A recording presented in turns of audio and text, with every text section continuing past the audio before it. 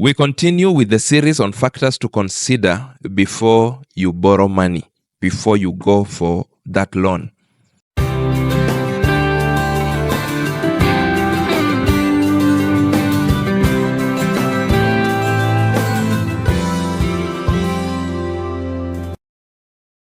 Welcome to a word from the coach. If this is your first time here, please subscribe to this YouTube channel. Like this video, drop us a comment if you have any other question that you would want me to respond to. This is that place where we answer questions on the go. I do so through this video so that I do not just respond to you, but I also help someone else who might be having similar concerns. Today we proceed with the conversation of factors to consider before you borrow money, before you go for that loan. And today I want to talk about your repayment ability. Before a lender gives you money, they take time to analyze whether you are capable of repaying their money or not. Lenders do not rush into asking for security and those things. Sometimes I meet borrowers who say, I have a title deed. Is there a lender who can give me money? And I'm quick to remind them that lenders are not in the business of taking title deeds. They are in the business of lending money, and they want the money they have given out to be paid back. So that is why one of their top considerations is your ability to repay. So they will analyze your ability, the formal lenders. The informal ones may not really care. Sometimes, as long as they have security and they know that they can be able to sell that security and recover even more than what they are giving you, they'll be ready, more than ready to advance you money. It is always good, and in any kind of borrowing, it is always good for you, the borrower, to consider your repayment ability. So where you are borrowing formally, the lender might do some calculations. If you are employed, they will check your payslip, do some calculations. If you are in business, they will look at your business statement, do some calculations, and they will tell you that we can be able to give you amount X. In their judgment, that is the amount you are capable of repaying. Some borrowers begin to argue with lenders. They begin to convince lenders to give them a higher amount. Some borrowers begin to even lie to lenders that they have other sources of income.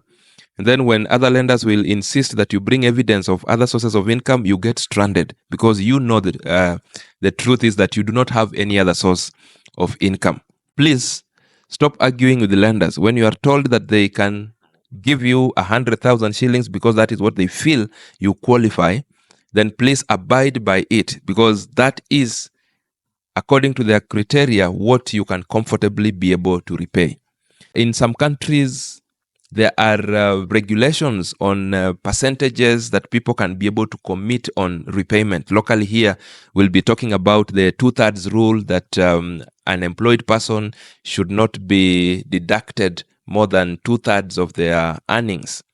All right, that is to just cushion you to make sure you go home with something. Before that rule came, people used to go home with payslips reading negative. People would borrow until they overborrow, that the employer deducts until you are owing the employer. So it is payday, but you have nothing to carry home.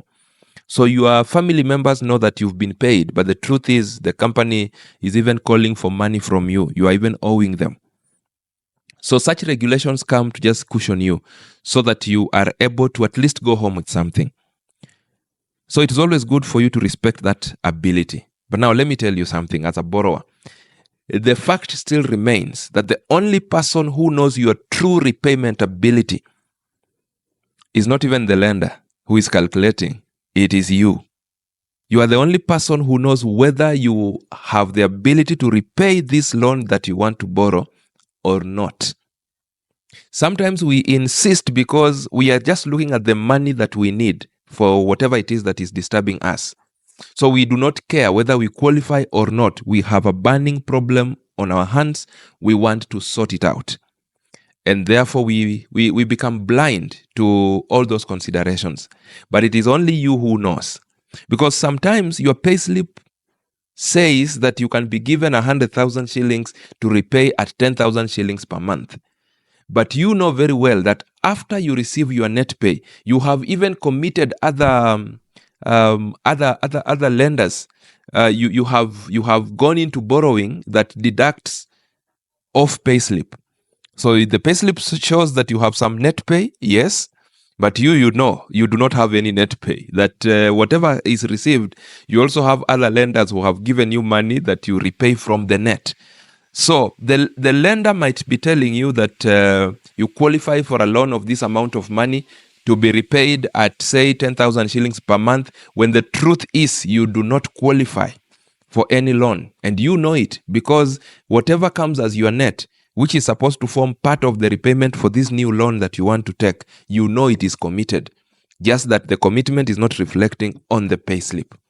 Good people, for you to be able to do more with borrowed money, for you to be able to benefit from borrowed money and not regret and not burn your fingers and not default from the word go, is to respect your ability to repay. If you know for sure that you do not have an ability to repay, please do not be driven by greed.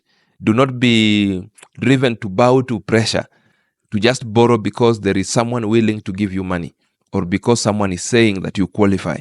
It is only you who knows if you qualify. And if you know that you do not qualify, please take a pause, take a break. You might save yourself from burning fingers. And burning fingers here means that you get a ticket to the trap of debt, a very dangerous thing to find yourself in. Good people, I hope this consideration helps you to make a sober decision next time you want to borrow money. Please remember to consider your true repayment ability that only you knows and no one else. If you like what you've heard, please like this video, drop us a comment. If you have any other question, drop it in the comment section or inbox me, and I'll be glad to make another word from the coach video in response to the same.